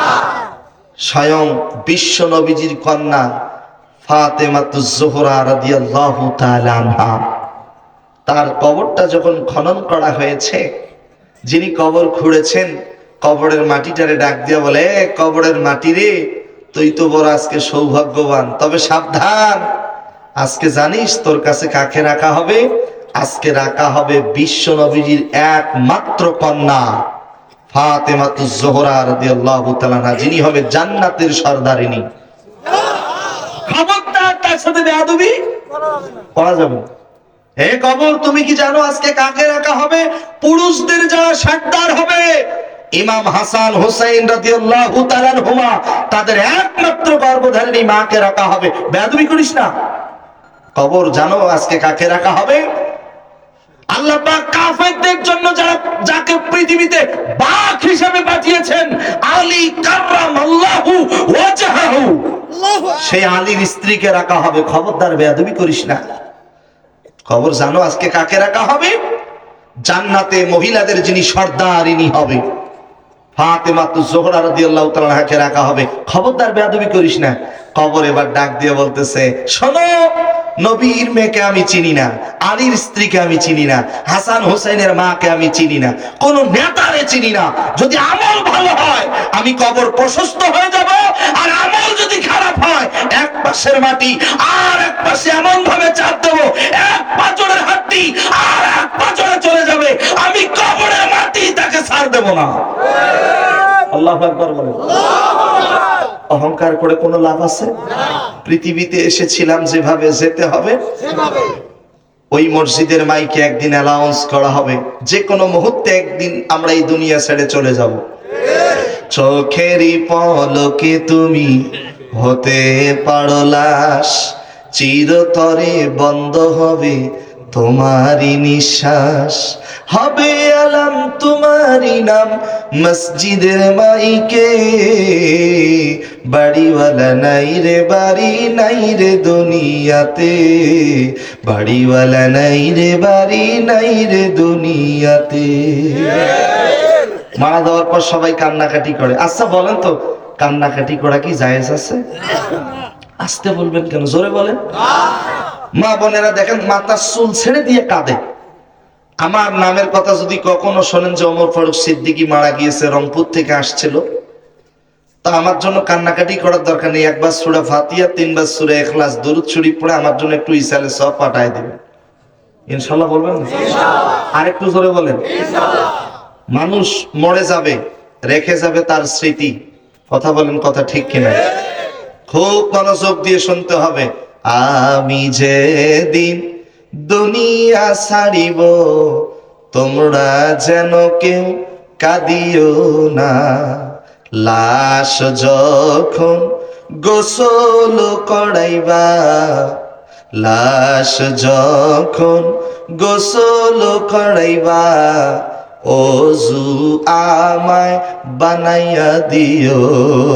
লাশ যখন জানাজা করাইবা, বেনামাজি সঙ্গে রাখিও না। লাশ যখন কবরে নামাইবা, নবীজির হাতে সফিয়া দিও। আমি যেদিন দুনিয়া ছাড়িব, তোমরা যেন কেউ কাঁদিও না। আমিন বলেন। আরেকটু জোরে বলেন। মারা যাওয়ার পরে কাঁদার কোনো প্রয়োজন? আমার আলোচনা কিন্তু চলছে তিনটা জিনিসের দিকে, যত তাকাবেন আল্লাহ জীবনের গুনাহ মাফ করে দিবেন। এক, এই যে দেখেন কোরআনের আয়াত খুলে দেখবেন, যত তাকাবেন আল্লাহ জীবনের গুনাহ মাফ করে দিবেন। দুই, যাদের আব্বা মা বেঁচে আছে, আব্বা মার চেহারার দিকে যতক্ষণ তাকায় থাকবেন আল্লাহ ততক্ষণ পর্যন্ত জীবনের গুনাহ মাফ করে দিবেন। তিন, যারা হজে গিয়েছেন, যাবেন, দেখতে পাবেন কাবা ঘর। আর বলেন তো কাবা ঘর কার ঘর? কার ঘর? আল্লাহ। আমি সোশ্যাল মিডিয়া অনেকবার দেখেছি, আল্লাহি যখন বাস্তব দেখতে পেলাম কাবা ঘর, আমি খেয়াল করিনি, আমার অজান্তেই খেয়াল করে দেখি, যখন আমার একটু চেতনা আসছে খেয়াল করে দেখি চোখের পানি দিয়ে আমার হেরামের কাপড় ভিজে গেছে, আমি টেরই পাইনি। আল্লাহু আকবার বলেন। নবীজি বলেন, কেউ যদি কাবা ঘরের দিকে তাকায় একটি দোয়া পড়ে, সুবহানাল্লাহি ওয়া বিহামদিহি সুবহানাল্লাহিল আযীম, আল্লাহ তাআলা তার বিগত দিনের সমস্ত গুনাহ খাতাগুলি মাফ করে দেন। আপনি কাবার দিকে তাকায় কিছু বলেন আর না বলেন, যতক্ষণ পর্যন্ত কাবার দিকে তাকায় থাকবেন ততক্ষণ পর্যন্ত আল্লাহ তাআলা জীবনের গুনাহ মাফ করে দিবেন। আমি আপনাদের কাছ থেকে জানতে চাচ্ছি, বলেন তো কয় প্রকার নারী জাহান্নামে যাবে? 6। কয় প্রকার? বলতে পারেন হুজুর কই পাইলেন? দলিল ছাড়া রেফারেন্স ছাড়া কোনো কথা নয়। তিরমিজির হাদিস, হাদিস নাম্বারটা বলে দিচ্ছি, নোট করে নেবেন, 3272 নাম্বার হাদিস। আল্লাহর নবী বলেন 6 প্রকার নারী জাহান্নামে যাবে। মা বোনেরা খুব মনোযোগ। 1 প্রকার ওই নারী জাহান্নামে যাবে যে নারী তার মাথার চুল খোলা রেখে অন্য পর পুরুষকে দেখাবে। স্বামী ছাড়া অন্য পর পুরুষ যেই নারীর মাথার চুল দেখবে, ওই নারীর স্থান হবে জান্নাত না জাহান্নাম? নাম্বার 2, যে নারী তার স্বামীকে সম্মান করে না। নাম্বার 3, যে নারী স্বামীকে বাদ দিয়ে রাতের বেলা অন্য পুরুষের সাথে পরকিয়া করে, মোবাইল ফোনে কথা বলে, মোবাইলে সেটিং করে, মোবাইলে ইয়ারকি করে, তামাশা করে, এরকম মহিলা মনে হয় জামালপুরে নাই। নাম্বার 4, যে নারী অপবিত্র হওয়ার পরে পবিত্র হওয়ার জন্য অলসতা করে, ওই নারীর স্থান হবে জাহান্নাম। নাম্বার 5, যে নারী কথায় কথায় মিথ্যা কথা বলে। কি কথা বলে? যে নারী কথায় কথায় গীবত করে, তবে পুরুষের থেকে গীবতের সংখ্যাটা মহিলাদের ভিতরে অনেক বেশি।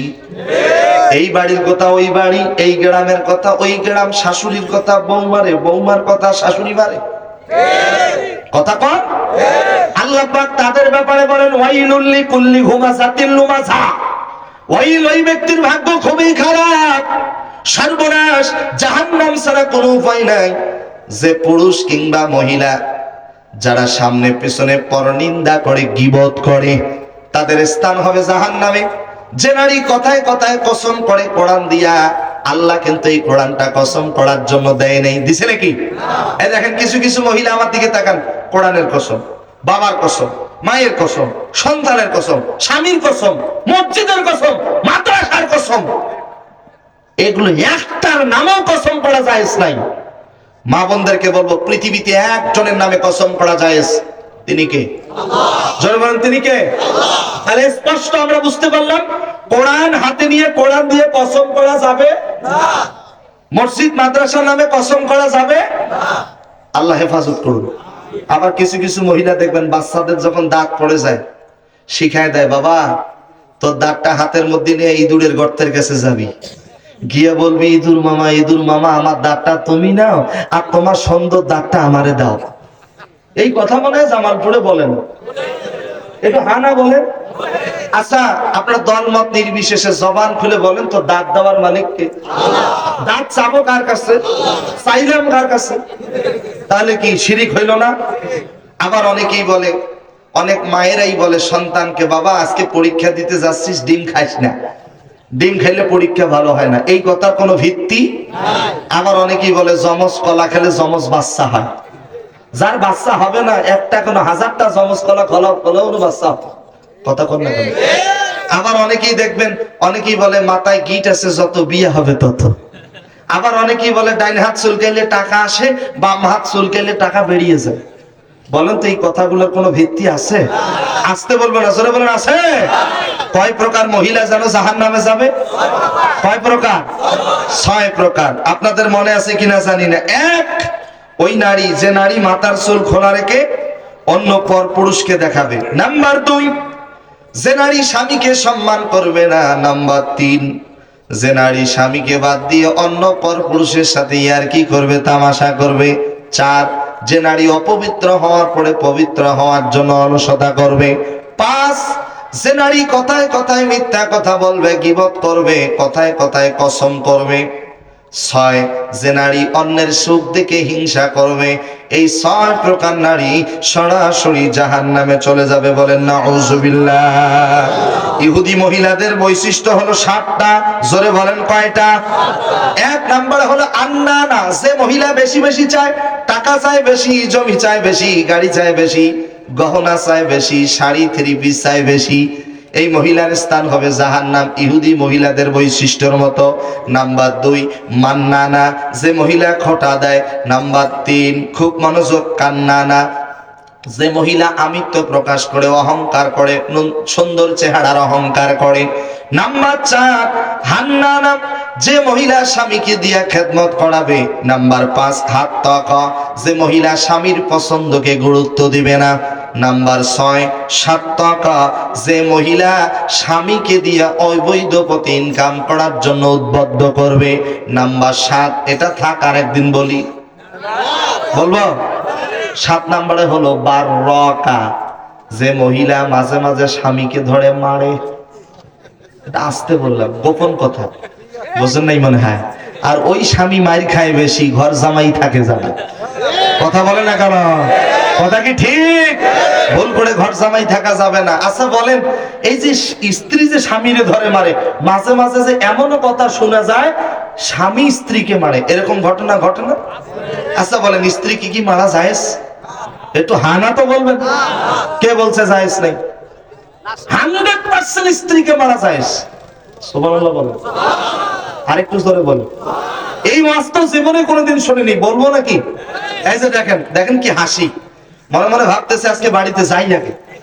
শোনেন, এই যে দেখেন, এই যে দেখেন, স্ত্রীকে মারা যায় 4টা কারণে। হাসার জন্য বলছি না, বোঝানোর জন্য বলছি। স্ত্রীকে 4টা কারণে মারা যায়। ফরজ নামাজ, ফরজ রোজা, স্বামীর খেদমত, পর্দা, সতীত্বের হেফাজত। এই 4টি কাজ যদি ঠিক মতো আদায় না করে স্ত্রীকে পিটানো জায়েজ। নবীজি বলেন স্ত্রী 4 স্থানে মারা যাবে না। কয় স্থান? 4 স্থান। স্থানগুলো কি কি? বুকে, পিঠে, মুখে, মাথায়। অর্থাৎ কোমরের উপরে মারা যাবে না, মারতে হবে কোমরের নিচে। রাসূল বলেন কোমরের নিচে মারবা। কয় হাত লাঠি দিয়ে? 2 হাত হবে না, 1 হাত হবে না, আধা হাত। আধা হাত বোঝেন? মেসওয়াকের সমান লাঠি। নবীজি মেসওয়াকের সমান লাঠি দিয়ে উদাহরণ দিয়েছে। এই মেসওয়াকের সমান লাঠি দিয়া স্ত্রীকে মারা যায়। তবে এই মেসওয়াকের সমান লাঠি ধরতে হবে এইভাবে মুষ্টি বেঁধে। কেউ যদি চালাকি করে পেলাসের মাথা দিয়ে লাঠি লম্বা করে ধরে তাহলে কিন্তু হবে না। মুষ্টি বেঁধে ধরতে হবে, মারতে হবে কোমরের নিচে। রাসূল বলেন কিভাবে মারবা, মারার পদ্ধতিটাও বলে দিয়েছে। এই যে দেখেন, আলতো ভাবে কোমরের নিচে এইভাবে যদি মারে নিয়ে স্ত্রী বলবে সরো, ইয়ার কি করিও না, এই মারার থেকে না মারাই, না মারায় ভালো। এ মারার থেকে না মারা। কলকাতায় ওয়াজ করতেছিলাম, কলকাতা শহরে এক যুবক মাঝখান থেকে উঠে বলতেছে, হুজুর এই ফতোয়া তো কোনোদিন শুনি নাই, মেসওয়াকের সময় লাঠি দিয়ে মারা যায়। তো আমি আর একটা মাসালা জানতে চাই। আমি বললাম কি মাসালা, তাড়াতাড়ি বলো। বলছে হুজুর মেসওয়াকের সময় লাঠি এইভাবে মুষ্টি বেঁধে ধরে যদি কোমরের নিচে আলতো আলতো করে মারি তাহলে তো লাগবে না, তো এইভাবে ঘুচা যাবে কিনা। দেখেন বাঙালি কত চালাক। এরপরে ফতোয়া খুঁজতেছে কিভাবে স্ত্রীকে মারা যায়। আমি হাসানোর জন্য বললাম না, বোঝানোর জন্য বললাম স্বামী স্ত্রীর সম্পর্কটা কেমন হবে। এই যে আমার দিকে তাকান, আল্লাহর নবী আম্মা জান আয়েশার সঙ্গে একসঙ্গে খানা খাচ্ছে। আম্মা জান আয়েশা পানির পাত্রটা নিয়ে পানি পান করেছেন, পানির পাত্র রেখে দিয়েছেন। নবীজি দেখেছেন আম্মা জান আয়েশা যেই জায়গায় ঠোঁট লাগিয়ে পানি পান করেছে, আমার নবী ওই জায়গায় ঠোঁট লাগিয়ে পানি পান করেছে। আমার প্রিয় ভাইরা, স্বামী স্ত্রী একই প্লেটে খানা খাওয়া সুন্নত, একই গ্লাসে পানি খাওয়া সুন্নত। মারহাবা বলেন। তবে কিছু দোষও আছে পুরুষদের। অনেক মহিলা মা বোন মাঝে মাঝে আমাকে মেসেজ করে, হুজুর আপনি তো বললেন স্বামী স্ত্রী একই প্লেটে খাওয়া সুন্নত, কিন্তু আমার স্বামীটা সিগারেট খায়, গাঁজা খায়, ফেন্সিডিল খায়, মদ খায়। কথা বলে, মদ খায় গাছের ধাক্কা দিয়ে কয় মা সাইড দাও। এরকম যুবক আছে না নাই? স্বামীর বাস স্ত্রীকে গিয়া বাস স্ত্রীর সাথে তো একসাথে আর খাওয়া হয় না। এটা কেমনে হবে? স্বামী স্ত্রীর মধ্যে মহাব্বত বাড়াতে হবে। কোন স্বামী যদি মারা যায়, স্ত্রী যদি তার জীবদ্দশায় বলে আমার স্বামীটা আমার কাছে ভালো ছিল, নবীজি বলেন ওই স্বামী হয়ে যায় আল্লাহ তাআলার জান্নাতি মেহমান। কোন স্ত্রী যদি মারা যায়, স্বামী যদি তার জীবদ্দশায় আল্লাহকে বলে আল্লাহ আমার স্ত্রীটা আমার কাছে ভালো ছিল, প্রিয় ছিল, পর্দার সাথে চলাফেরা করেছে, আমার অবাধ্য কখনো হয় নাই, বেপর্দায় কখনো চলাফেরা করে নাই, নবীজি বলেন ওই স্ত্রী হয়ে যায় আল্লাহ তাআলার জান্নাতি মেহমান। আর একটু জোরে বলেন। বলেন তো কয় প্রকার মহিলাকে আল্লাহ ভালোবাসেন? 10 প্রকার। আমি আলোচনা করতেছি, আমার অনেকগুলো পয়েন্ট আছে, পয়েন্টগুলো বলবো। তবে বলার আগে আপনাদের কাছে আমি বিনয়ের সাথে একটি আকুল আবেদন করতে চাই,